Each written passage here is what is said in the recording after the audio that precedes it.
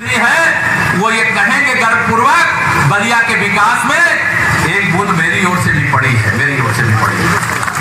और आप विश्वास रखना, खजाने का मुंह खोल देंगे, पैसे की कमी नहीं है। ये सपा बसपा कांग्रेस के समर्थन से चलने वाली पहले यूपीए थी, आजकल इंडी गठबंधन बन गया। जब ये सरकार में होते हैं तो ये क्या कहते हैं, देश के संसाधनों पर, देश की संपत्ति पर, देश के खजाने पर पहला हक मुसलमानों का है। और जब मोदी जी जैसा व्यक्ति देश का प्रधानमंत्री बनता है तो वो कहता है देश के संसाधनों पर, संपत्ति पर, खजाने पर पहला हक मेरे गरीबों का है, मेरे गरीबों का है, मेरे गरीबों का है। ये गरीबों के दुश्मन वोट बैंक की राजनीति करते हैं, ओबीसी के हिस्सेदारी पर डाका डालने का काम करते हैं। कर्नाटक के अंदर आरक्षण का ऐसा फार्मूला लाए हैं जिसमें ओबीसी में मुसलमानों को शामिल कर दिया, जबकि बाबा साहब भीमराव अंबेडकर ने कहा था कि धर्म के आधार पर आरक्षण नहीं दिया जा सकता। ये धोखेबाजी बर्दाश्त करेंगे क्या? बर्दाश्त करेंगे? मोदी जी ने कहा कि मोदी जी के जिंदा रहते कोई भी ओबीसी एससी एसटी के अधिकारों पर डाका नहीं डाल सकता। मैं आप सब लोगों से आज कहना चाहता हूं, 2024 की इस लोकसभा चुनाव में पूरा देश मोदी जी के साथ खड़ा है और बलिया भी मोदी जी के साथ खड़ा है। इसलिए मैं नारा लगाता हूं कि 100 में 80% वोट हमारा है, 20% में बंटवारा है और बंटवारे में भी हमारा है, क्योंकि सबका साथ सबका विकास किया है कि नहीं किया? किसी योजना का लाभ कोई भेदभाव करके दिया गया है क्या? अगर प्रधानमंत्री गरीब कल्याण अन्न योजना का राशन सबको मिल रहा है कि नहीं जो जरूरतमंद है? बताओ, दोनों हाथ में बताओ, मिल रहा है कि नहीं मिल रहा है? कोई हिंदू मुसलमान के बीच में भेदभाव किया क्या मोदी जी ने? कोई अगड़ी जाति, पिछड़ी जाति, अनुसूचित जाति में भेदभाव किया क्या? प्रधानमंत्री किसान सम्मान निधि बताओ, जिनको मिलना चाहिए उनको सबको मिल रही कि नहीं मिल रही? दोनों हाथ उठा के बताओ, मिल रही कि नहीं मिल रही? कोई भेदभाव हुआ क्या?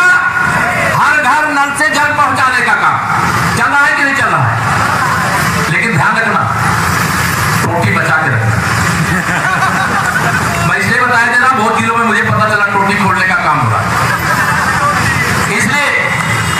इसलिए बता रहा हूं। आजकल समाजवादी पार्टी वालों की जहां सभा होती है वहां गुंडागर्दी, अराजकता आ जाती है। आती है कि नहीं आती? देख रहे हैं टीवी में, अखबार में, सोशल मीडिया में देख रहे हो ना? ये अराजकता तो है, गुंडे हैं, अपराधी है, माफिया है।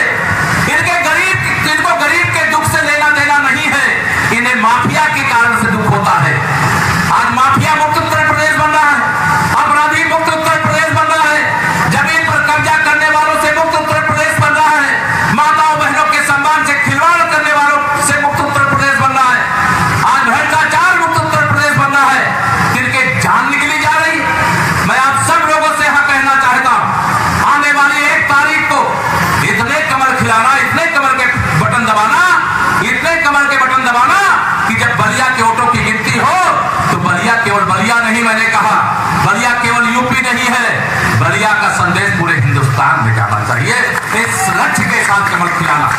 और मैं आपको इतना कहना चाहूंगा, आप कमर खिलाइएगा, आपकी जो आकांक्षाएं होंगी, बहुत सारी अभी जरूरतें हैं, उसको पूरा करना। बहुत सारे गरीबों की जरूरत है। अब ये लोग चाहते हैं सत्ता इनको मिल जाए और गरीबों को जो राशन मिल रहा है वो बंद हो जाए। एक दिन मैं राहुल गांधी जी का भाषण सुन रहा था कि अगर हम सत्ता में आएंगे तो हम 10 किलो राशन देंगे। अरे जब तुम 60 साल सत्ता में थे तो 10 ग्राम नहीं दिए। जब सत्ता से चले गए, एक गरीब माँ बाप का बेटा बैठ गया देश की प्रधानमंत्री की कुर्सी पर, तो तुम्हारी छाती फटने लगी। गरीबों का हक छीनना चाहते हो। मोदी जी ने कहा है, ध्यान रखना, आने वाले 5 साल तक प्रधानमंत्री गरीब कल्याण अन्न योजना का राशन इसी प्रकार से मिलता रहेगा। वो प्रधानमंत्री किसान सम्मान निधि बंद करना चाहते हैं। मोदी जी ने कहा प्रधानमंत्री किसान सम्मान निधि जैसे मिल रही है वैसे मिलती रहेगी। नौजवानों के रोजगार के लिए पूछते हैं। अरे माननीय नरेंद्र मोदी जी के नेतृत्व में ग्लोबल जो मैन्युफैक्चरिंग का हब है वो हिंदुस्तान बन रहा है। हिंदुस्तान में उत्तर प्रदेश बन रहा है। अगर ये सपा वाले होते ना, ये कोई इंडस्ट्री नहीं लगाते, कोई यूनिवर्सिटी नहीं बनाते, ये मेडिकल कॉलेज नहीं बनाते, ये भाषणबाजी करते हैं। क्या भाषण से पेट भरता है क्या?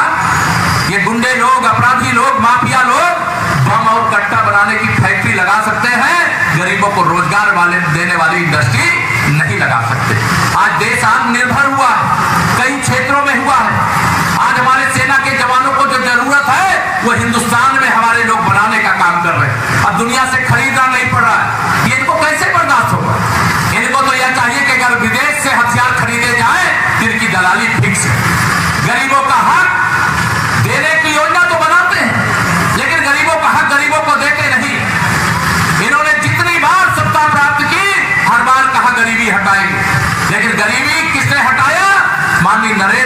ने, गरीब माँ बाप के बेटे ने 25 करोड़ लोगों को गरीबी रेखा से बाहर निकालने का काम किया। हम बलिया में 1 लाख से अधिक प्रधानमंत्री आवास दे चुके हैं। माननीय प्रधानमंत्री जी देश में 4 करोड़ से अधिक प्रधानमंत्री आवास दे चुके हैं। उन्होंने कहा 4 जून को शपथ लेने के बाद 3 करोड़ गरीब अभी और बचे हैं, उनको भी प्रधानमंत्री आवास देने का काम करें। और जितनी गरीब कल्याण, किसान कल्याण, महिला सशक्तिकरण की योजनाओं का लाभ देश को मिला है, उसका रुपया कितना होता है मालूम है? 34 लाख करोड़ रुपया। बलिया वाले तो सब जानते होंगे, जब श्री राजीव गांधी जी देश के प्रधानमंत्री थे, वो कहते थे संसद में खड़े होकर के कि हम दिल्ली से 1 रुपया भेजते हैं और जिसके पास भेजते हैं 15 पैसा पहुंचता है। लेकिन मोदी जी ने 34 लाख करोड़ रुपया भेजा और 52 करोड़ खातों के माध्यम से पूरा 34 लाख करोड़ रुपया जिनके पास पहुंचना चाहिए पहुंचा।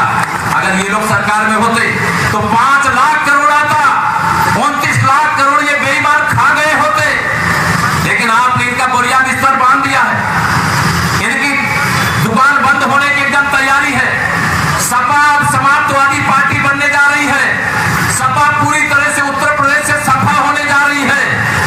आप विश्वास रखना, जब 4 तारीख को वोटों की गिनती होगी, आपका ध्यान तो बलिया में लगा रहेगा, लेकिन थोड़ा ध्यान रायबरेली और कन्नौज तरफ भी लगाना।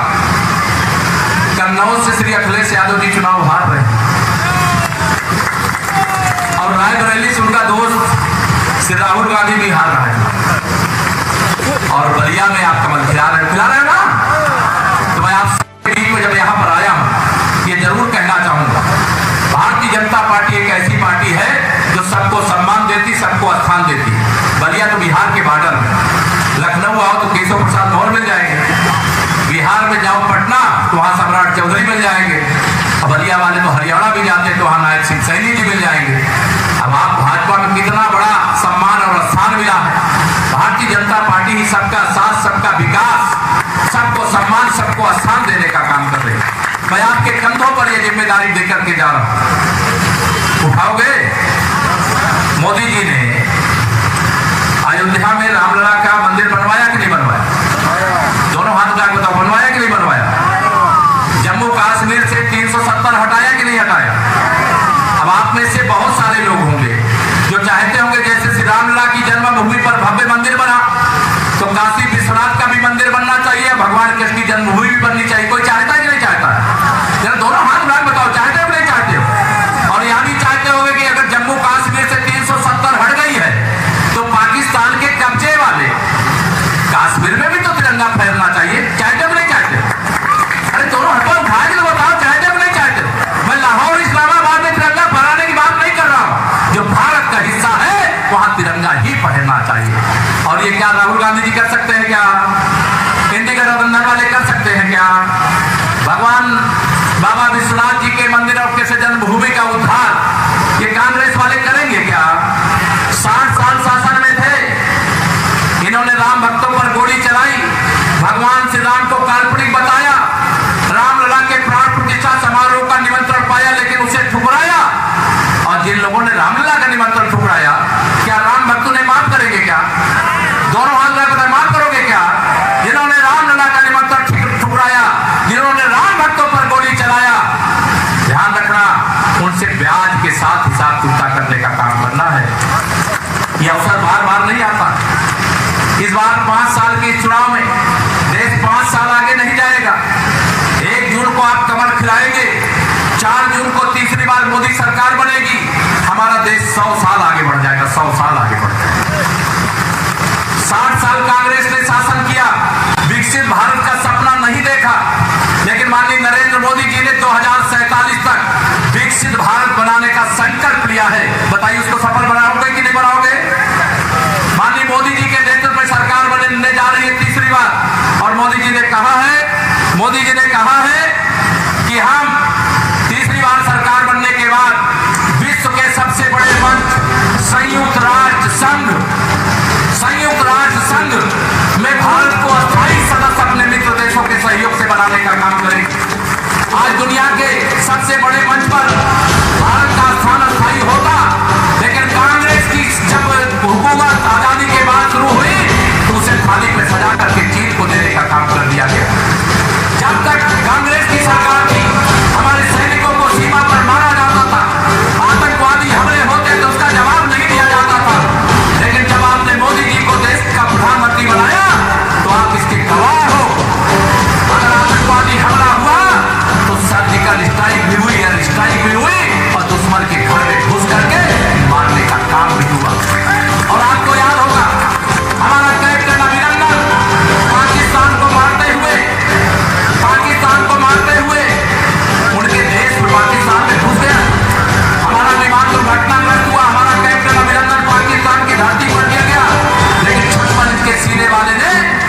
पाकिस्तान के शासकों को फोन करके कह दिया कि अगर 48 घंटे के अंदर मेरा अभिनंदन सकुशल वापस नहीं आया तो विश्व के मानचित्र से पाकिस्तान का नाम मिटा दूंगा।